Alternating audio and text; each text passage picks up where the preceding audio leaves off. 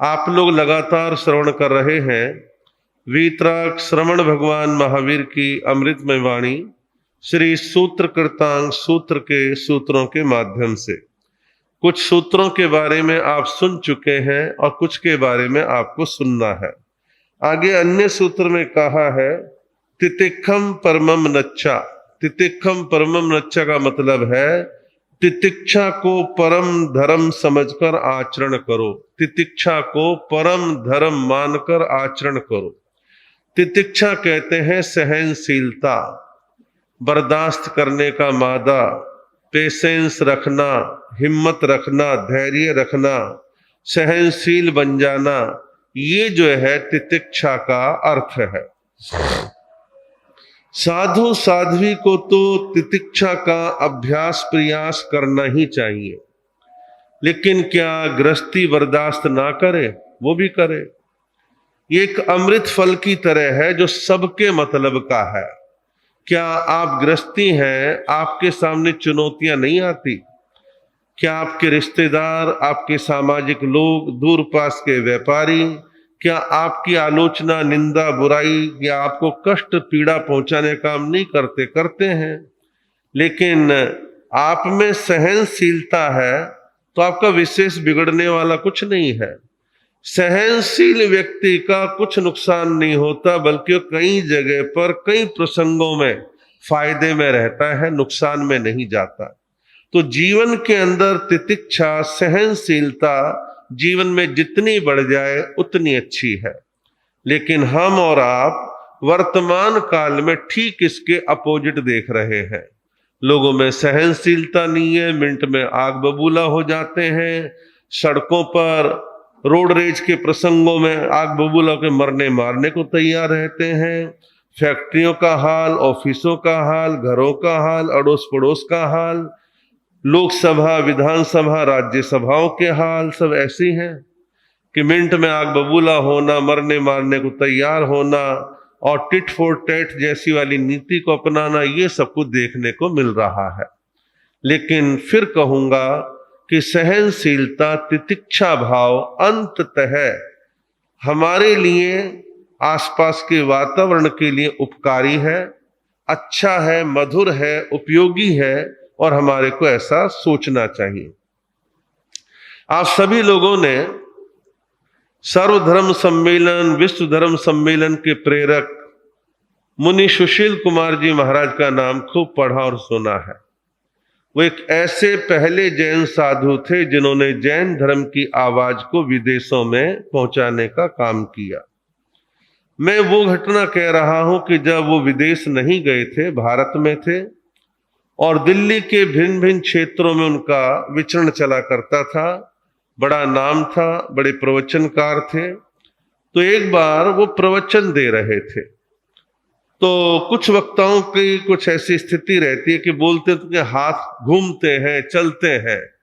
तो हाथ चल रहे थे तो उस जमाने के मुताबिक माइक पर उंगली हल्की सी लग गई तो संगीन अपराध की तरह गिनी जाती थी कि विवेक नहीं है, समझ नहीं है। तो महाराज का हाथ माइक पे लग गया और कुछ वक्ता बोलते समय एक वाक्य से दूसरे वाक्य के बीच में हल्का सा स्पेस दे देते हैं, आदत होती है अपनी अपनी। तो उस शांत वातावरण में किसी श्रावक के मुख से निकला साला। सुशील मुनि जी के लिए साला अकल नहीं है, माइक को हाथ लगा दिया। सुशील मुनि जी महाराज ने सुन लिया, मुस्कुरा के बोले, अभी हमारे एक श्रावक जी मेरा अचानक हाथ लगने से साला मुझे कह रहे थे। वो गलत नहीं कह रहे थे, हम उनके साले ही तो लगते हैं। उनकी धर्म पत्नी को हम बहन जी कहते हैं और उस नाते से हम उनके साले लगे। अब महाराज ने गुस्से के प्रसंग को हंसी में, मजाक में उड़ा दिया। ये एक मामूली सी घटना है, लेकिन बहुत सारे लोग अपने आप के जीवन में सहनशीलता को लेके चलते हैं, आलोचना बर्दाश्त करते हैं। हम और आप सर्दी, गर्मी, नंगे पांव आदि के प्रसंगों को कदाचित बर्दाश्त कर जाएं। कोई हमारी आलोचना, निंदा कर हम बर्दाश्त नहीं करते, आपक होने लगते हैं। और दिमाग में तेजी लेकर के आ जाते हैं। नहीं, उस बात को भी सहन करना जो आलोचना के रूप में आ रही है। राजनीतिक क्षेत्र में हमारे संविधान निर्माताओं ने यही कहा कि शासक दल को अपोजिशन की आलोचना बर्दाश्त करनी चाहिए, और आलोचना सुन के ठंडे दिमाग से सोचो कि आलोचना सही है तो मैं सुधार करूं, और निरर्थक है तो उसकी मैं उपेक्षा कर दूं। कभी कभी विचारों के द्वारा हम ऐसे प्रसंगों में अपने आप को टिका पाते हैं। विचार अंदर से एक ही बात कहते हैं कि अगले के पास जितनी समझ जितना ज्ञान है कह दिया, इतनी सी बात में तेरा क्या बिगड़ गया, तुझे कुछ प्रतिक्रिया रिएक्शन देने की कोई आवश्यकता नहीं है। ज्ञानवान समझदार ऐसा ही चिंतन करेगा, और मूढ़ व्यक्ति तो लड़ने मरने को तैयार रहेगा। कह कैसे दिया, आजा मैदान में, मैं देखता हूं तेरे को।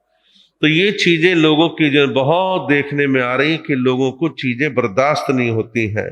तो का तितिक्षा को परम धर्म समझ के आचरण में लाओ, यानी बर्दाश्त करो, सहन करो, इसका आचरण करो। अगले सूत्र में कहा है परिग्रह निविट्ठाणम वेरम तेसिम पवढ़ई। कहा है कि जो परिग्रह संग्रह वृत्ति में व्यस्त है वे संसार में अपने प्रति वैर ही बढ़ाते हैं।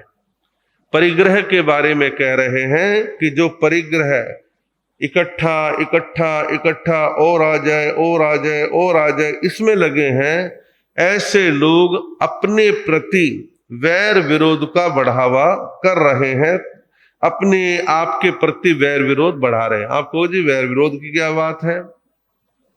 जब हम परिग्रह के अंतर्गत चीजों को इकट्ठा करने में आपाधापी करते हैं, बेईमानी करते हैं, ठगी करते हैं, छल करते हैं, हमारे यहाँ कहा है कि धन जो आता है ये 18 प्रकार के पाप स्थानों का सेवन करके आता है, और 18 प्रकार के पाप स्थानों का नाम प्रतिक्रमण में आगे पीछे कई प्रसंगों में आप लोग पढ़ते सुनते समझते हैं।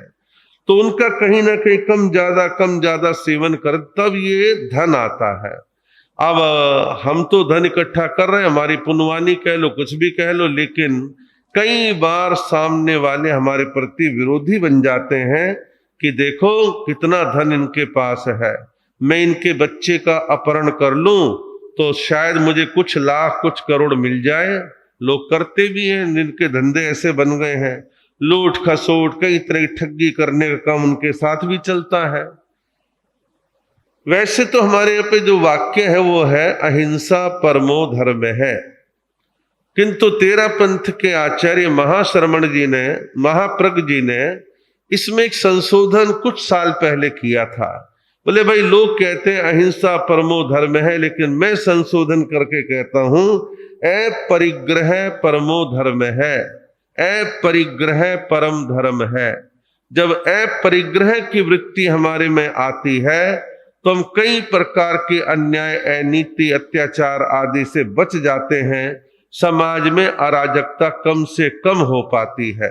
तो हम परिग्रह वृत्ति को छोड़े, और हमारे यहाँ कहा है गृहस्थी लोगों के लिए कि गृहस्थी हो, गृहस्थ में रह के पूर्णतः परिग्रह का त्याग आप नहीं कर सकते। तो उसमें क्या करें? शब्द आया है इच्छा परिमाण व्रत, कि मैं अपने आप की इच्छाओं को सीमा में बांध दूं, लिमिटेशन कर लूं कि बस इतने से ज्यादा कोई चीज का संग्रह मैं अपने जीवन के अंदर नहीं करूंगा। कुछ विचारधाराएं आप लोगों ने पढ़ी हैं, सुनी हैं, समझी हैं। कम्युनिस्ट विचारधारा, नक्सलवाद, माओवाद, मार्क्सवाद, ये जितने भी वाद हैं, चाहे रूस से निकले, चाहे चाइना से निकले या कहीं से भी निकले हैं, इन सारी मान्यता वाले लोगों की धारणा रही है समाज में समाजवाद लाना है, अमीर गरीब के भेद की खाई को मिटाना है, और अमीरों से पैसा छीनना है और गरीबों में बांटना है। कदाचित ये नारे आकर्षक लग सकते हैं, लेकिन समाज में छीना झपटी मारा धाड़ी, इससे समाज में ना तो कभी परिवर्तन आया है ना कभी परिवर्तन आएगा। हर देश और दुनिया की सरकारें अमीरी गरीबी की खाई को पाटने के लिए कई प्रकार के छोटे छोटे प्रयत्न करती है कि भाई अमीर गरीब में बहुत ज्यादा गैप ना आए और ये समाज को संतुलित तरीके के साथ आगे बढ़ाए। अभी केंद्र सरकार ने पेंशन योजना में बड़ा क्रांतिकारी परिवर्तन किया है, तो कई करोड़ लोगों को प्रत्यक्ष अप्रत्यक्ष इसके बेनिफिट्स लाभ जो है मिलेंगे। और वो भी क्या मिलने हैं, इधर महीने में पेंशन आई और 15 से 20 दिन में लौट के मार्केट में आ गई, पैसा फिर घूम करके आगे पहुंच गया। तो ये अर्थशास्त्र का नियम है कि पैसा घूमता रहे। और कुछ लोग होते हैं जो अपने आप के जीवन में बड़ा लग्जरियस जीते हैं, लेकिन लग्जरियस कितने परसेंट, 50% कभी नहीं होते। 10-15% से ज्यादा बहुत ज्यादा लग्जरियस जीवन जीने वाले नहीं होते हैं। तो समाज का एक उचित संतुलन लाने के लिए अपरिग्रह दर्शन जो भगवान महावीर ने दिया है अच्छा है, सुंदर है, आचरण में लाने लायक है, और नहीं लाएंगे तो समाज में असंतुलन पैदा होगा और उससे वैर विरोध की प्रवृत्ति समाज में पनपेगी। आगे अन्य सूत्र में कहा अन्य हरंती तम वित्तम कम्मो कम्मे ही किच्चति, कहा कि यथा अवसर संचित धन को तो दूसरे उड़ा लेते हैं और संग्रही को अपने पाप कर्मों का दुष्फल भोगना पड़ता है। यथा अवसर यानी मौका आने पर संचित इकट्ठा किया हुआ धन, पिताजी ने किया, माताजी ने किया, बड़े भाई छोटे भाई जिसने भी किया, बाद वाले तो धन को कमाए हुए धन को अपने अपहरण कर लेते हैं, नहीं ले लेते हैं, प्राप्त कर लेते हैं। लेकिन जिसने पाप अनीति अत्याचार शोषण करके धन कमाया, उसके कर्मों के पाप कर्मों का दुष्फल बुरा फल उसको भोगना पड़ेगा। और न्याय नीति से हम कमाते हैं, मेहनत करते हैं, फैक्ट्रियां लगाते हैं, काम करते हैं, कोई बुराई नहीं है। लेकिन छल करके, कपट करके, धोखा देके, झूठे कागज बना के धनों का हरण करना, इसको उचित नहीं कहा है। अब मान लीजिए एक व्यक्ति आज बेईमानी करके धन लाता है, बच्चे भी खा रहे हैं, पत्नी भी खा रही है, उसके मौके मौके पर उसके लाभ रिश्तेदारों को भी जा रहे हैं, लेकिन करने वाले को अंततः अपनी इस करनी का फल स्वयं भोगना पड़ेगा। अगले सूत्र में कहा है अनुचित्तीय व्यागरे। अनुचित्तीय व्यागरे का मतलब है जो कुछ बोले विचार करके बोले, सोच करके बोले, चिंतन करके बोले। भाव ये है अचानक जल्दबाजी में अंट संट जो मन में आया वो बोलने का काम हम ना करें। कुछ लोगों की आदत होती है बड़े शांत चित्त से थोड़ा रुक रुक करके तसल्ली से अपनी बात रखते हैं, और कुछ बात रखते हैं धड़ धड़ धड़ धड़ धड़। और ये धड़ धड़ वाले जो हैं, जल्दबाजी वाले जो हैं, इनकी जबान नहीं फिसलती है, कुछ का कुछ निकल जाता है, विचार नहीं, सोच नहीं, चिंतन नहीं, और परिणाम ये कि कई प्रकार के उनके ऊपर आरोप लगते हैं, परेशानियों का सामना करना पड़ता है। अब जैसे आजकल भारतीय राजनीति में एक फैशन चल गया है, जो आपके विचारों से सहमत नहीं है, जो शासन सत्ता की आलोचना कर रहा है, आपकी नीतियों की आलोचना करता है, मिनट में लगता है, सेकंड लगते हैं, देशद्रोही है। ओ भाई, देशद्रोही की डेफिनेशन क्या है? आपकी और आपकी नीतियों की आलोचना करना देशद्रोहिता हो गई। इतना सस्ता अपने देशद्रोहिता को बना दिया। तो जबान को संभाल करके बोलना ये उचित है। ताजा ताजा घटना है, एक वो फिल्म अभिनेत्री कंगना रनौत राजनीति में नई नई आई है, थोड़ी हैवी तीखी, कुछ ज्यादा ही बोलने का शौक भी है। किसान आंदोलन के बारे में ये कह देना कि वहां मर्डर और रेप हुए थे महिलाओं के। अब हरियाणा पंजाब के किसानों को बर्दाश्त होगा क्या? कोई शूट आउट कर देगा, मार देगा, और क्या होगा? ऐसा जब जिसका दिमाग फिरता है ना, पता नहीं चलता कब कौन क्या कर देगा। तो फिर बाद में तुम सरकार से कहते सिक्योरिटी दो, सिक्योरिटी कितनी देंगे? अपनी जबान को संभाल करके बोलें, आवश्यक है। साधु प्रवचन देते हैं, क्या साधु को, साध्वी को लाइसेंस मिल गए कि आप गृहस्थी को कुछ भी कहेंगे? नहीं, साधु प्रवचन दे। जहां तक त्याग, तपस्या, प्रवचन, भीड़ भाड़, रौनक आदि की बातें डिफरेंट विषय है। किसी को गुस्सा करके, ताना मार के आप बहुत ज्यादा धर्म प्रभाव ना कर लेंगे, नहीं, कुछ नहीं होना। चीजें सहज भाव से चलती रहे, प्यार से चलती रहे, संभल करके बोलो। और लोगों को प्रेरणा देने के लिए जो अच्छे प्रिय वचन काम कर जाएंगे, वो तीखे वचन काम नहीं करेंगे। और तीखे वचन से तो आने वाला पहले कट जाएगा कि भाई अपने बस की नहीं सुनना, हम तो अपने घर बैठेंगे। तो इसलिए कोई भी वक्ता, साधु साध्वी है, या माइक पर आकर के कई बार समाज के ही लोग बोलते हैं, आप शालीन बोलें, मर्यादित बोलें, पॉजिटिव बोलें, सधा हुआ बोलें, संतुलित बोलें, तो उसका प्रभाव पड़ेगा। लेकिन ऊट पटांग बोलने से तो नुकसान के अलावा कुछ प्राप्त होने वाला नहीं है। अगले सूत्र में कहा है, जम छन्नम तम ने वत्तव्वम। किसी की कोई गोपनीय जैसी बात हो तो नहीं बोलना चाहिए। किसी की कोई गोपनीय जैसी बात हो तो नहीं बोलना चाहिए। अब मैं आपको उदाहरण दूं। हम साधु हैं, गृहस्थी आता है, अपने घर की, परिवार की, व्यापार की, समाज की कोई बात कहता है, और उसने कोई अपनी ओर से कोई गुप्त बात बतलाने की कोशिश करी।